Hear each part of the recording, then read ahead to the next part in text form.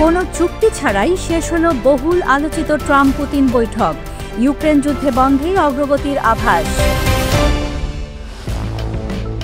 মার্কিন president Donald Trump জানিয়েছেন, আলাস্কায় প্রায় ৩ ঘণ্টার শীর্ষ বৈঠকের পরও ইউক্রেন যুদ্ধ নিয়ে রাশিয়ার প্রেসিডেন্ট ভ্লাদিমির পুতিনের সঙ্গে কোনো চূড়ান্ত চুক্তি হয়নি।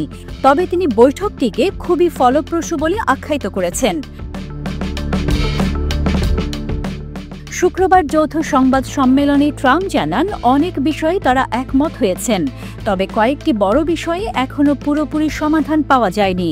যদিও কিছুটা অগ্রগতি হয়েছে, এখনও কোনো চুক্তি হয়নি।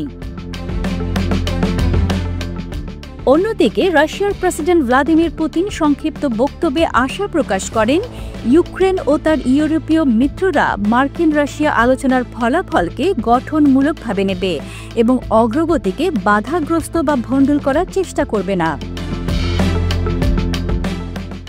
এটি ছিল ২০১৯ সালের পর ট্রাম্প ও পুতিনের প্রথম মুখোমুখি বৈঠক।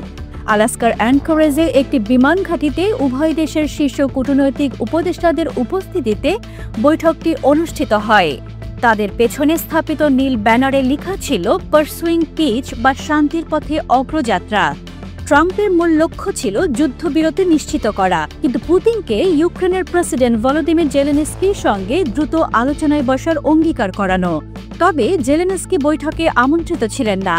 এ কারণে ইউক্রেন ও তার ইউরোপীয় মিত্রদের শঙ্কা ছিল, ট্রাম্প হয়তো যুদ্ধকে স্থগিত করে ইউক্রেনের 1/5 ভূখণ্ডের রাশিয়ার নিয়ন্ত্রণ অনানুষ্ঠানিকভাবে স্বীকৃতি দিয়ে দিতে পারে। তবে ট্রাম্প সেই শঙ্কা দূর করার চেষ্টা করেছেন। অবশ্য ট্রাম্প পুতিন বৈঠককে আপাতত সফল হিসেবেই দেখছেন দুই বিশ্ব নেতা।